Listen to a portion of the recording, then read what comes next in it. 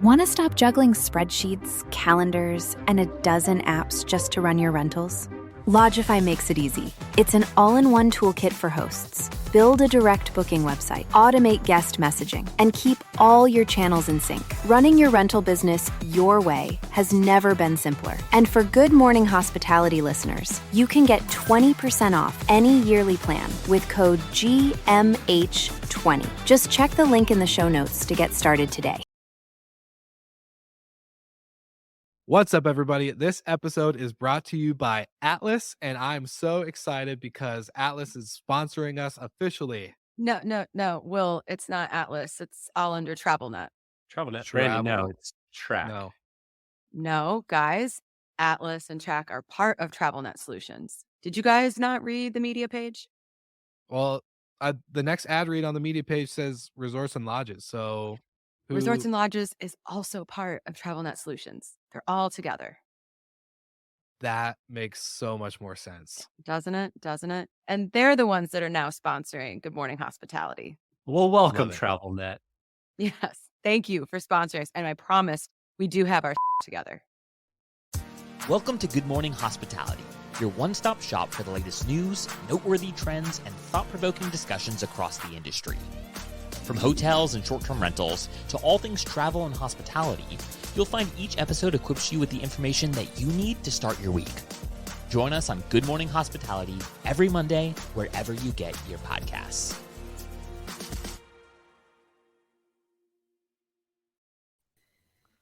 Good morning, you two. Good How morning. are we doing today? Fantastic. Glad we have that bleep button for Brandy. I know. Gotta watch my words. Very much, it's like a speed dial for us. We have to have it just ready to lock and loaded. Yeah. Well, happy Monday post Super Bowl, or AKA the Rihanna concert that had a football game before and after. No big deal. I'm just joking. That's what everyone's been saying online. I'm just repeating it. How you guys doing? You guys doing good? Good weekend?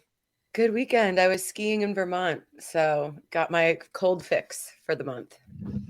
I guess I was the only person that wasn't in the mountains in some snow. Yeah, I was gonna say, but Brandy, didn't you have like a crazy trip back? I didn't get home until 4 a.m. So there's a big coffee in front of me right now. There's a lot of delays. The Monday morning struggles. Was it caused by technology that hasn't been updated or upgraded? Well, unless you count the entire plane, then it was not back-end tech. It was physical components of the plane, Gotcha. Which is honestly more terrifying. Even better. Great. I love it. Well, I'm excited. We had a great weekend. All of us, sounds like, whether it was skiing, being restful and peaceful, and all the above. I'm excited for this episode because we've brought up this conversation multiple times throughout, the last, I would say, 3 or 4 weeks, give or take, ish. Yeah. Or about layoffs, and it's been in the news, so we cover it. But we got a special guest, and he's been on the podcast before, but this was pre-Brandy days, so I'm excited to bring him back and welcome him to the show to kind of give us his expertise on all things employment and talent, and obviously everything that we're about to jump into. So let's welcome Steve Trover from Better Talent.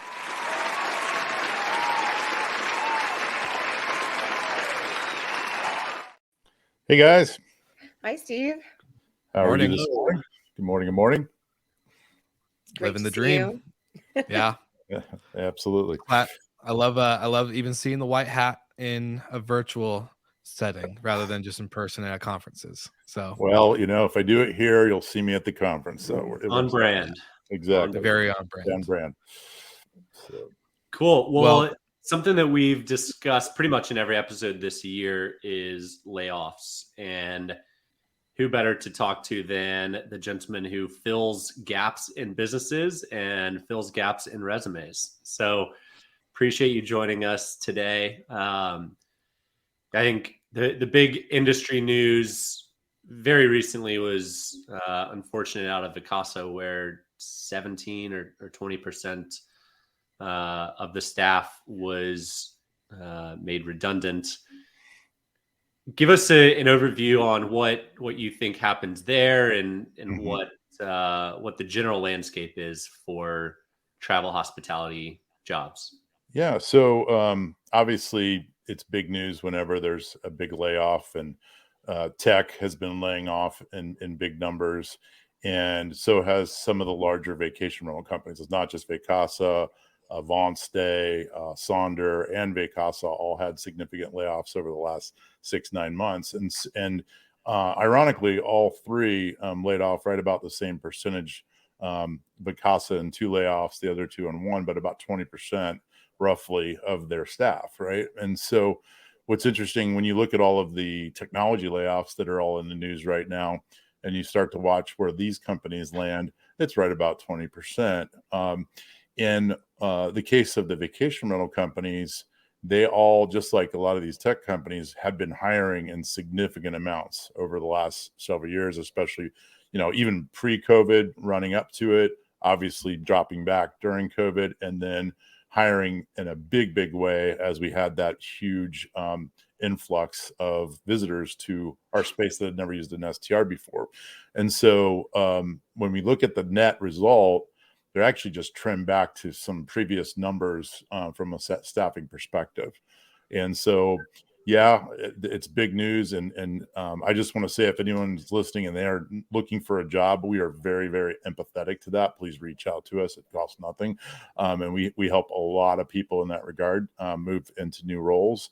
But the reality is most of them have multiple job offers right out of the gates as soon as they get a layoff. And that's what we saw and continue to see. So overarchingly, this industry is strong as it pertains to employment, just like the rest of the economy. The big news of tech, you hear all of those big layoffs, but if you look at unemployment today, it's the lowest it's been since 1969.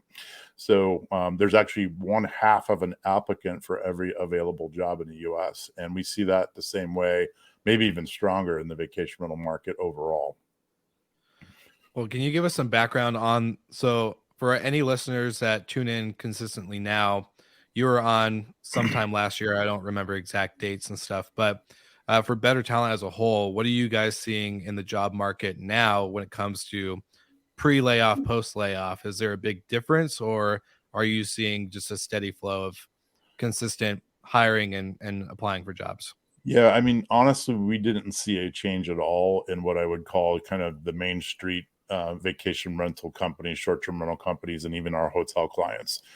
So for every job we fill, which, by the way, we celebrate more than getting a new client. We love, when somebody lets us know we filled a position, we get a new one every day. So it just is a constant, steady flow of great applicants, but also great opportunities to meet that applicant flow. And so we don't see a slowdown at all in our traditional STR companies, the hotel companies, or even the new school. There's a lot of really great startups that are rapidly growing, and they're hiring like crazy. So haven't seen it at all, and hopefully won't, right? So we feel like a lot of this tech layoff was just tech companies cutting the fat, so to speak. I hate to not sound empathetic again, but I don't see that happening in vacation rentals or in short-term rentals at all. So just like a general idea, and I don't know, you probably don't have this number in front of you, but the number of open jobs versus the number of candidates in your pool right now.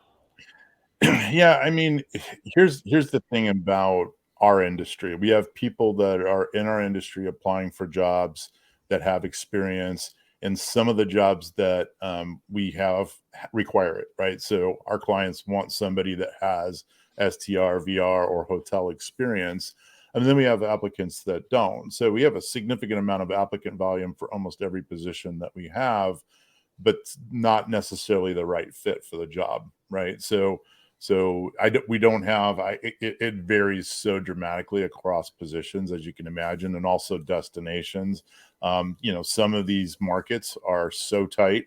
You've heard the term talent pool. We call them talent puddles, just because there's so few available people in some of these markets. And so it really is relative to the market, relative to the job. It's kind of all over the road. So it's a hard number to put an answer to. So. Yeah, we see a lot of that with some of the positions in our industry that are very specialized, kind of even not in just within our industry, but kind of to your own company. For example, we have like a director of logistics position, which isn't a typical logistics position. It's like onboarding a very specific type of property, dealing with all these. And so you get people that apply, but they're like, yeah, they're not exactly what you're looking for. And the number of people in our industry that have that experience is very, very small. Right. Yeah, and so that in those positions, your applicant flow is going to be really low, of at least qualified applicants, and that's what we're all obviously looking for. So that said, we don't hire just for resume. So we are looking for people with the right personality traits. I know you guys know we do personality testing, cognitive testing. So resume is a component, and a lot of our clients certainly want that. But sometimes you just want the right fit from a personality and cognitive ability perspective as well. So. Well, Steve, shamelessly plug Better Talent real quick. What's your model? What's the thesis?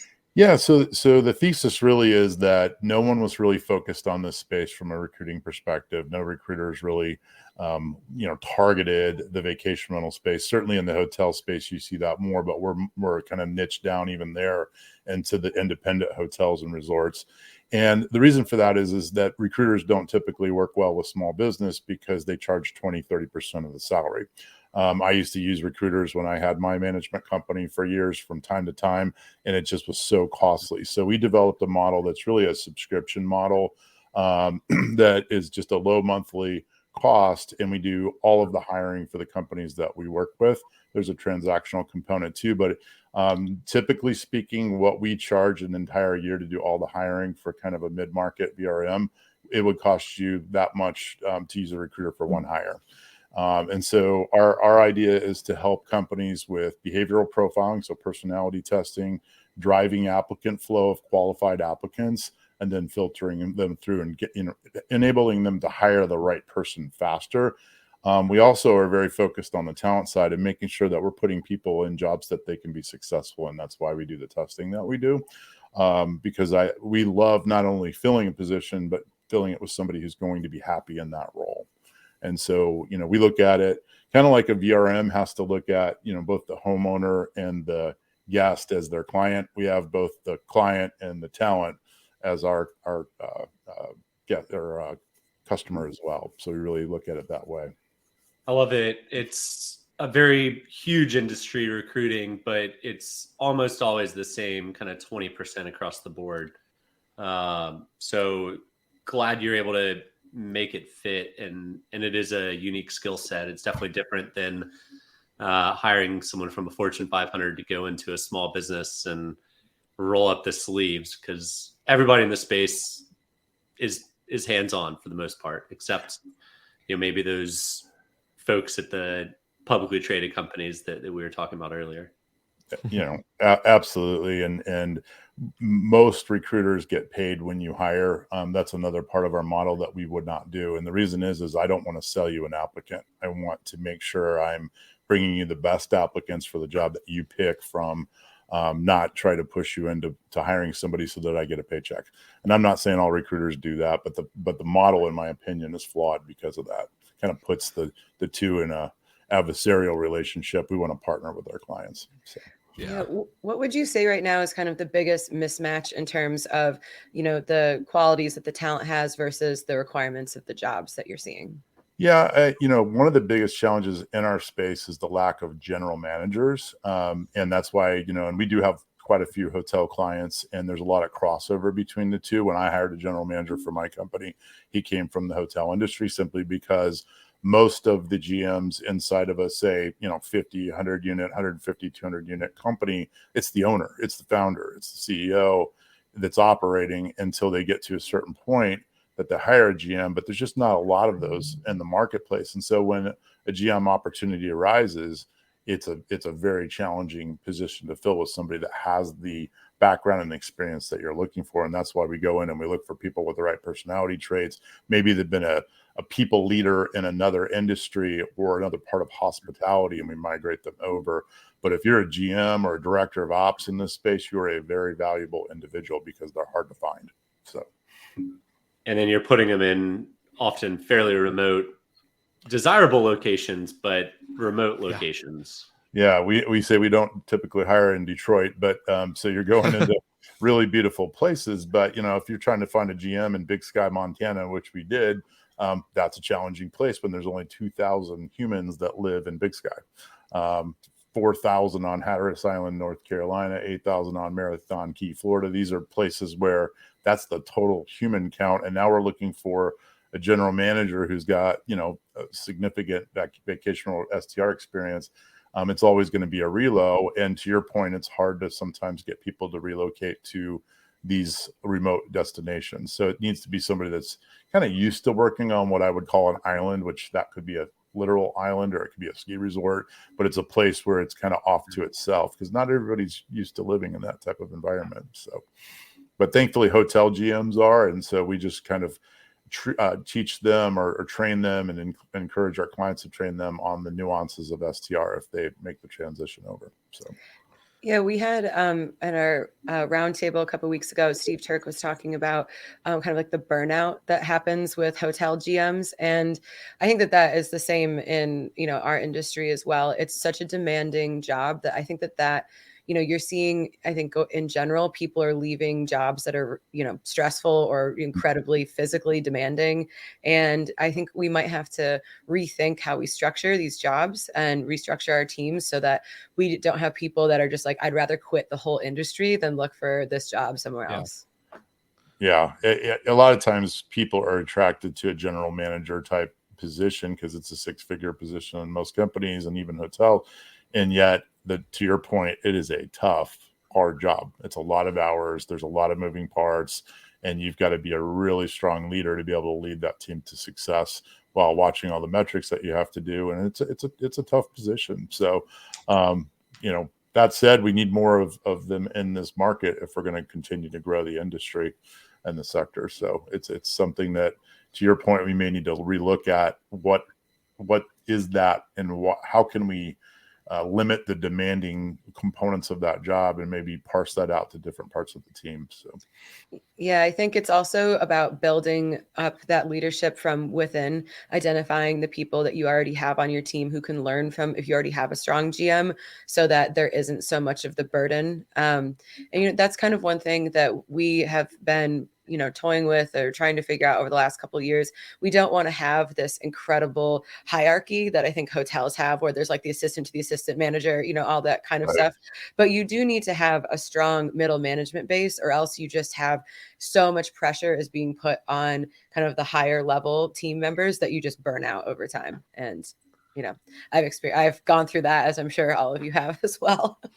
Yeah, absolutely. If you don't have that operational especially depending on obviously the scale of the business, but a director of housekeeping or a housekeeping manager is a critical pillar, that works alongside of that GM. Same thing goes for maintenance. Same thing goes for a guest experience, reservations, all those different components. So that middle layer of management is critical to your point for the success of the GM and the whole operation. So, well, I came from the hotel world and I was a hotel manager. So I had a GM and I also had a lot of the confusion from all of our housekeepers or front desk agents to whoever else. Like, they're like, what part do we come to you for? Or what part do we go to her for? Because we were so close in the job role description itself.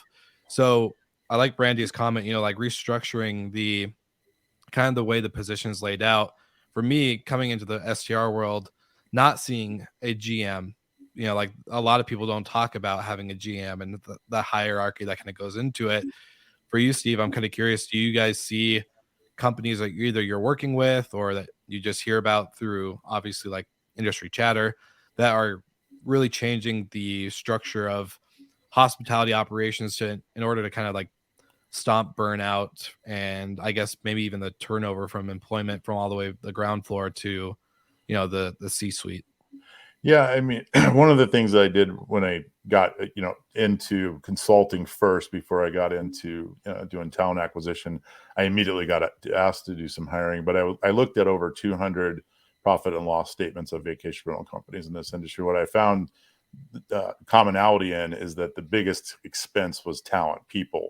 but it wasn't just full-time employees. And so what I've seen across our client base as well as the industry as a whole is they're starting to optimize that cost structure and really focus on that, but doing it in a way that you don't just have full-time and part-time, you have full-time, part-time, independent contractors, consultants, VAs, whatever that is. And we call that their people stack. So you have a tech stack. Everybody talks about that. We call that the people stack. So we really look to optimize that. And some of the ways that we can take that load off of that general manager or director of ops is by leveraging third-party independent contractors, sometimes consultants and VAs, to, in a very efficient way, kind of operate that people stack so that some of those tasks that stress out the operational leadership are handled by others. And the most optimized companies are pretty much using every component of what I just talked about inside their people stack, and we help them with that. So yeah, that, and then actually leveraging the tech stack can alleviate a lot of headaches. And I saw Steve Schwab just said hello. The franchise model also alleviates the GM headaches in many areas. So there are a few different routes of handling it, whether it's a central office, whether it's technology, virtual assistant, anything and everything you can do at this point, because especially on the hotel side, but on vacation rentals too, when talent leaves, it's hard to replace, especially if it's a remote area, especially if it's well-oiled machine, and then you remove that key component. Who knows how everything works? So yeah, I think the amount of safeguards that owners of companies need to put into place is several redundancy layers. Yeah, and there's a recent stat that 70% of millennials and Gen Z are looking for a new job this year. And you're going to see that, and that's our front line in a lot of cases. And so in these tight labor markets, all of a sudden, because of the pandemic, we have all of these remote opportunities for young people that didn't exist before, because so many companies went remote. Some are going back to office, but there's more remote positions than there's ever been. So now you're in this tight labor market like the ones I described before, and all of a sudden some of these people that had to work in the market don't have to anymore. Mm-hmm. And so you've got cost of living going through the roof, not enough housing, and then now you've got remote jobs that people can work when they live in Vail or Aspen or Hatteras or wherever. And so it's just tightening it more and more. And that's why these companies have to look at remote themselves, look at VAs, look at global talent, look at all the different ways that we can fill the need for whatever needs to be done. But to your point, I mean, housekeeping, maintenance, those things have to be done in the market. And so we're going to have to really look at that as an industry and realize how valuable that piece of it is. I think that was kind of secondary to marketing and business development and finance and all that in the past. That's what makes this thing happen. I don't care how good you are at marketing. If you can't clean the house, nothing else matters. So yeah. That's our biggest challenge. So that same goes the same for hotels, obviously. So yeah. You mentioned something that we hear a lot from the anti-STR people, which is affordable housing. In Aspen, there's never going to be affordable housing, right? No. Well, in a lot of these markets, it's really challenging to get actual true affordable housing. But how does the industry navigate around that? I'm excited to see more and more of, and there's, I'd call it sprouts of what I hope is a lot of innovation around that, but where companies and developers are coming in. I mean, if I was a developer still, I used to develop vacation homes, I would probably go into affordable housing and resort markets. I mean, somebody is going to, and so when you say there'll never be affordable housing in Vail or Aspen, you're right, but just outside there's opportunities. And I think that we need that. Until Elon's robots take over the housekeeping 15 years from now, I don't see that changing. And so we've got to solve that problem. And you're right, STR is not causing that problem. People aren't, oh no, I don't have my affordable ski in, ski out condo that no one ever, right? So, your pad. Yeah. So. I think That's another thing that was I saw, and I think it was one of the Skift articles, but they were talking about how, there's no one in these STR buildings, which is, I think, more pointed at operators like Sexton, where we try to operate as like lean as possible. Right. And we are trying to find a balance. Like we have our bigger buildings. Yeah, we want to have some presence there because it just mitigates a lot of problems and safety and all that stuff. But part of the reason why this business model can function is because you operate very with a very lean payroll, and you don't need to have all these. So it's like trying to find this balance. And you also have these guest expectations when people are coming in and they're not realizing. I've realized a lot of the time that they're staying at an STR or an apart hotel, whatever you want to call what we're doing. And they're like, this hotel has nobody working here. And it's like, well, we don't need to have 4 front desk staff, at all times. So it's trying to strike this balance between what we can afford and then what is like comfortable for the guests and affordable. 100%. Yeah, exactly. Yeah, exactly. Yeah. And we're going to see that continue to evolve over the next several years. And I think that's the place where this industry really has to optimize if it's going to, succeed as those costs continue to rise and labor continues to be a problem in these tight markets, because it's not going away. Well, Steve, you mentioned, go ahead, Will.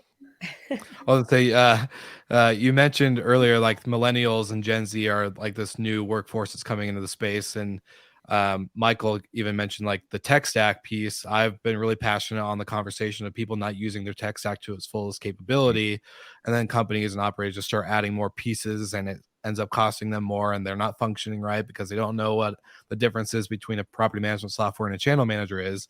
But with this Gen Z kind of generation, millennial coming into the space, they're more tech savvy than a lot of other people are because they're growing up with this stuff.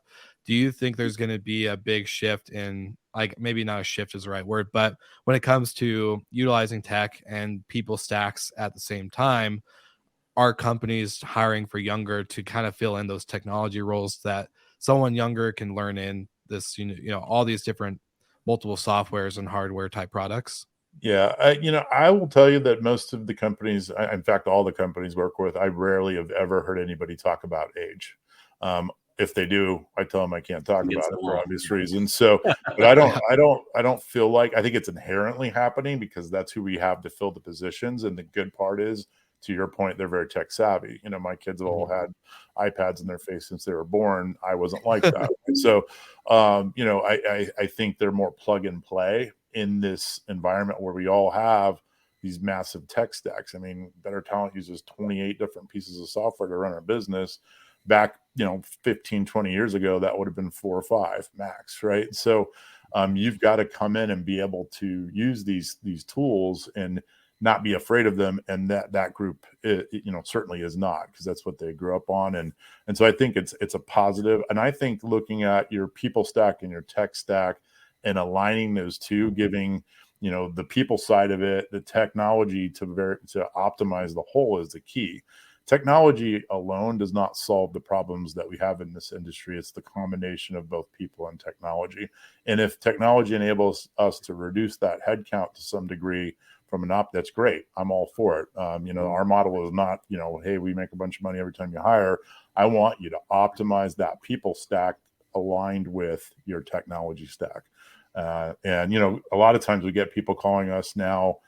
They want somebody who's experienced in Streamline or Breezeway or whatever software platform because of that. But the reality is, to your point, these young people can come in. They're just so used to adapting to a new piece of technology that they can learn it pretty quick.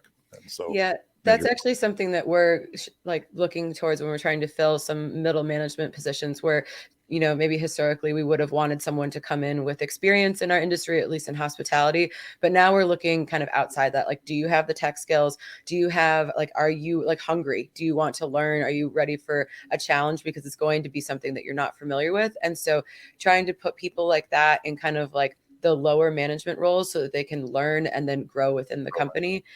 Because you're right. This whole new generation, they're probably not going to have the experience that you want in our industry, but they are going to be very adaptable when it comes to tech.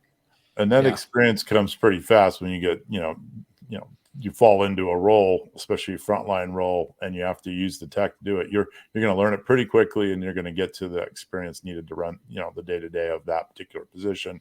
Part of why we do cognitive testing is it tells us how fast somebody can adapt to change and learn new things.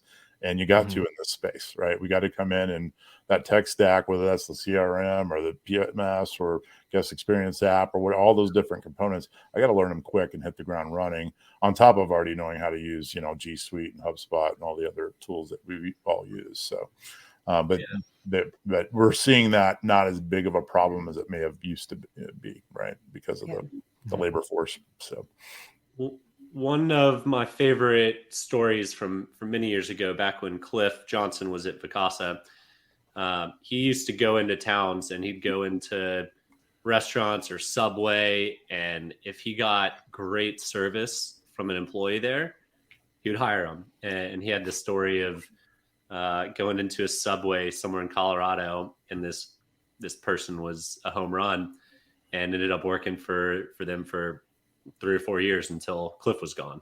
So you can find great people in a lot of different places, but attitude and the soft skills, it's tough to teach. Right. Well, and one of the things, and I love that story from Cliff, that's something we always encourage clients to do, because even though we do a whole huge array of things from a marketing perspective, sometimes you just got to boots on the ground recruit, right? And so I have the same story. I had a woman that was a hostess at a steakhouse, and I handed her my card, and she ended up being our housekeeping manager for 13 years. And so, and she never missed a clean. I mean, she was amazing. I never would have gotten her to apply just putting a job ad up, because she wasn't looking for a job. So those are those passive applicants that you see out in the marketplace. And so we actually make cards, business cards, old school style, that say, "You're awesome, we should talk."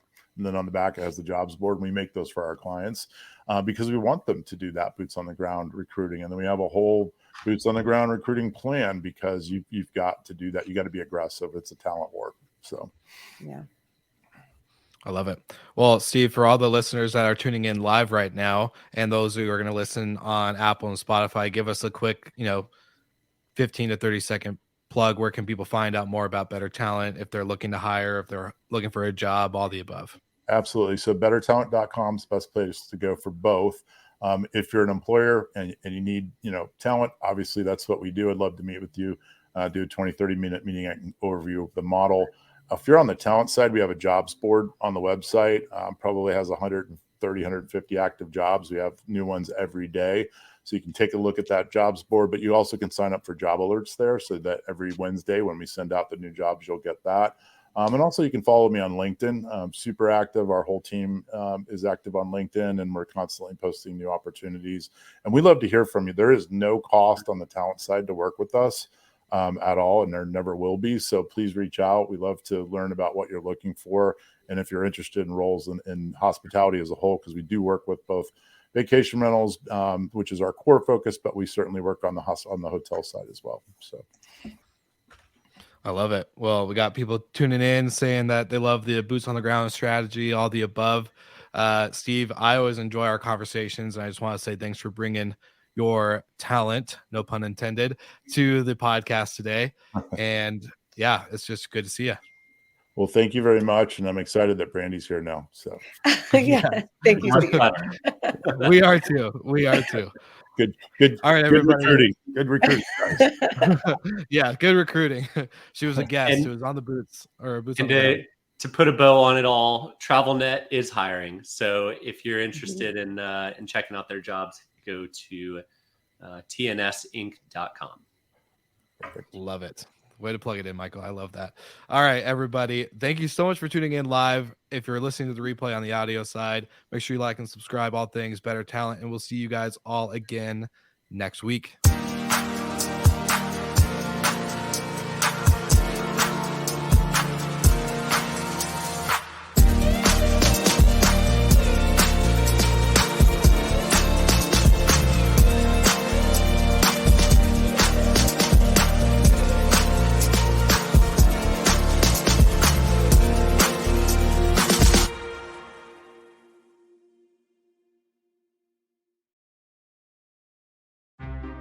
Want to stop juggling spreadsheets, calendars, and a dozen apps just to run your rentals?